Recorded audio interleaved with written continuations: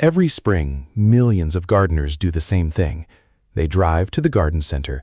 They load up the cart with flats of petunias, marigolds, impatiens. They spend $40, $60, sometimes over $100 on color for the season. They plant everything. It looks beautiful for about 3 months, and then it all dies. What I'm going to show you today breaks that cycle permanently. Every single plant in this garden was planted once, and every year, without fail, they come back, fuller, more established, more beautiful than the year before. That's the perennial difference. And today, I'm giving you 9 of them. Stay through all 9, because plant number 5 is the one that blooms from spring all the way through to hard frost.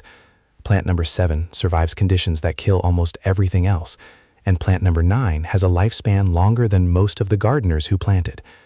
I'll say that again, longer than the gardener. Let's get into it. Plant 1, coneflower, echinacea. If you are going to plant one perennial this season and nothing else, plant this one. Coneflower, echinacea, is the entry point for every gardener making the shift from annuals to perennials. And the reason it earns that position isn't just because it's beautiful, though it is. It's because of everything it keeps doing after the blooming season ends. Most gardeners deadhead their spent flowers automatically, snip them off to keep things tidy. With coneflower, that instant costs you one of the plant's greatest gifts. Leave the seed heads standing through autumn and winter. They become a food source for goldfinches, sparrows, and chickadees, birds that will visit your garden through the coldest months because you left something for them. And come spring, some of those seeds will self-sow. New plants appear without you lifting a finger. The most common mistake, planting in rich, heavily amended soil. Echinacea evolved in lean prairies. Give it overly fertile soil and it produces lush foliage and disappointing flowers. Average to poor, well-draining soil. Full sun, minimal fuss. That's the formula. This plant was here before your garden existed. It'll be here long after the annuals you almost bought instead have been forgotten. Plant 2, black-eyed Susan, Rudbeckia. Here's the gap most perennial gardens have and never fix. Late summer, July into August. The spring bloomers are done, the autumn color hasn't arrived yet, and the garden sits in an awkward, color-starved middle stretch that no one planned for. Black-eyed Susan fills that gap better than almost anything else you can plant. Rudbeckia blooms from midsummer right through to the first frost, the exact window where most gardens go quiet. It produces bold, golden yellow flowers with dark chocolate brown centers in such volume that a single established clump can carry the color of an entire border on its own. But here's the distinction most gardeners miss between Rudbeckia hirta, the annual or biennial version widely sold in garden centers, and Rudbeckia fulgida, the true perennial. The annual version is cheaper, blooms faster, looks almost identical, and dies after 1 or 2 seasons. Always check the label.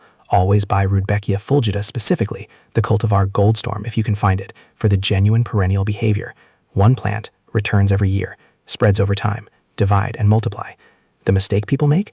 Buying the cheaper annual version, replanting it every other year, and concluding that black-eyed Susans don't come back. They do. You just need the right species on the label. Plant 3, Salvia, perennial sage. 3 problems, 1 plant. Deer pressure destroying your garden? Salvia. Drought conditions making maintenance impossible? Salvia.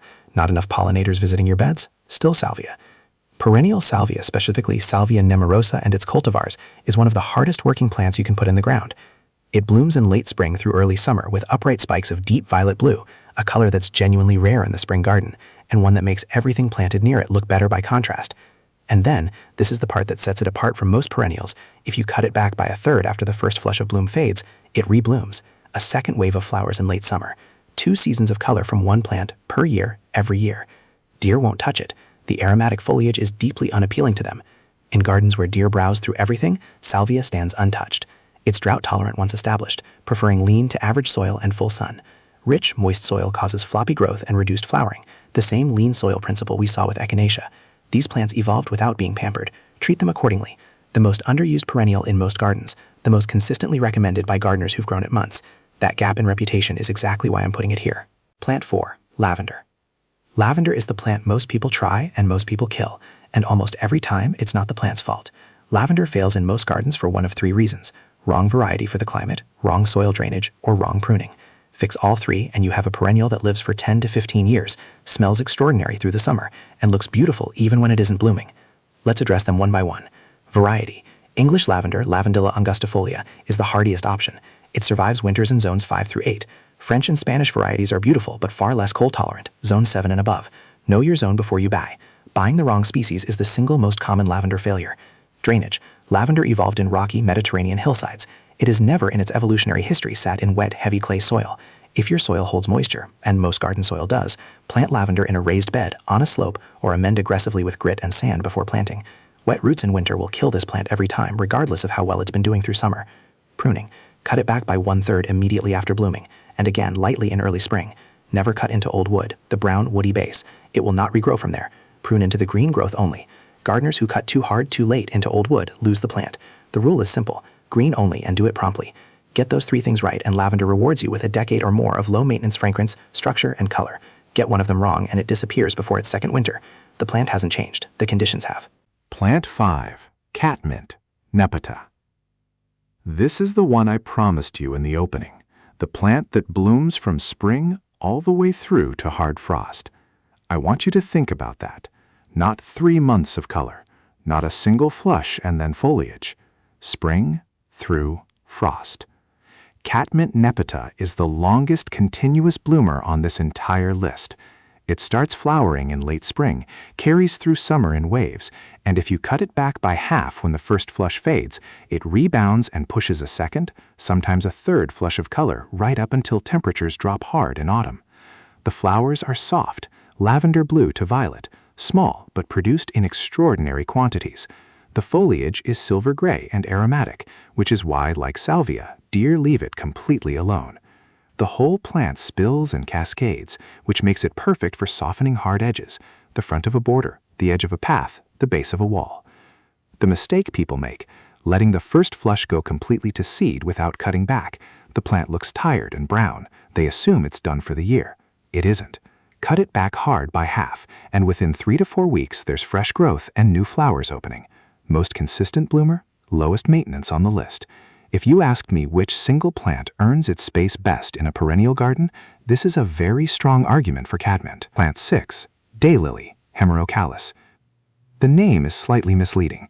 Each individual flower lasts only 1 day, but a mature daylily clump produces so many buds over such an extended period that the plant appears to bloom continuously for weeks. Daylily Hemerocalis is genuinely one of the most forgiving perennials in existence. It tolerates drought, it tolerates poor soil, it tolerates neglect. It grows in zones 3 through 9. It spreads steadily into large clumps that can be divided every 3 to 4 years, giving you more plants indefinitely. And when it blooms, the range of color available is extraordinary. Every shade from pale cream to deep burgundy, rich orange, soft pink, and near black red. But variety selection here is important. The common orange roadside daylily, Hemerocalis fulva, is extremely tough and extremely vigorous, possibly too vigorous. In some regions it spreads aggressively and can become difficult to control. Beautiful in the right context, but understand what you're planting. For garden use, choose named cultivars from reputable sources. Look for reblooming varieties that produce a second flush of flowers after the first for maximum seasonal impact. Stella d'Oro is the classic rebloomer. Small, golden yellow, reliable, widely available. The one mistake with daylilies that most people make, planting in too much shade.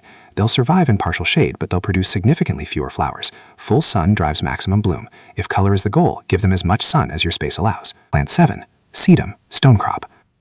This is the plant I promised for conditions that defeat everything else.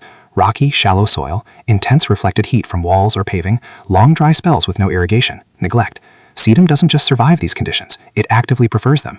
Upright sedum, particularly the cultivar Autumn Joy or its improved form Herbstfreude, is an autumn-blooming perennial that produces large, flat flower heads in deep rose pink, transitioning to copper bronze as the season progresses. It blooms from late summer through autumn, exactly when most perennials are finished, and the dried flower heads persist through winter, providing structure and bird food simultaneously. It's succulent. The thick water-storing leaves mean it functions on rainfall alone in most climates was established. No supplemental irrigation required, no fertilizer required, no fussing.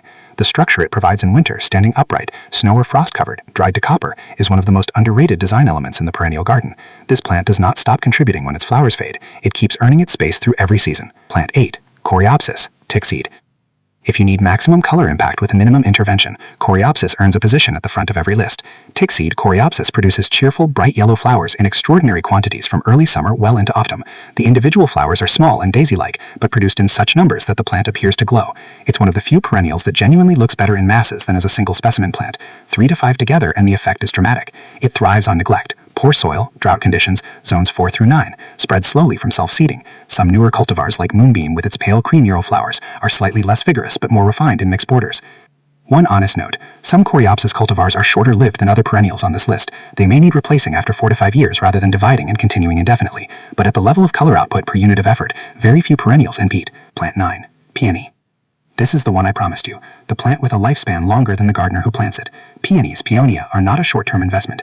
They are a long-term commitment, a legacy plant, a living thing you put into the ground knowing that your children may still be cutting blooms from it long after you're gone. There are documented peonies still blooming on the same site after 50, 60, sometimes 100 years of continuous growth. The blooms are extraordinary, large, full, deeply fragrant, available in white, blush, pale pink, deep rose, coral, and near red. They bloom in late spring to early summer in a brief but spectacular window, and the fragrance alone is enough reason for most gardeners to find space for at least one plant. But there are specific rules for getting peonies established. Break them and you'll have a plant that never blooms. Follow them and you'll have something that may outlast you. Rule 1. Planting depth. This is where most peony failures begin and end. The eyes, the pink-red buds on the root, must be planted no more than 1 to 2 inches below soil surface. Plant them deeper than that and the plant produces lush green full every year and not a single flower. This is the most common peony complaint, almost always caused by planting too deep. Rule 2. Patience. Peonies invest their first 1 to 3 years in building root systems rather than flowering. A peony that gives you nothing in year 1 is not failing, it is preparing. Year 3 onwards is consistent, increasing bloom every single year. Rule 3. Support. The flower heads are heavy, exceptionally heavy. A mature peony clump in full bloom will collapse under its own weight without staking. Put supports in place in early spring before growth reaches them, not after the stems have already fallen. In return, decades of bloom. No replanting, no replacement. A garden feature that appreciates over time rather than declining.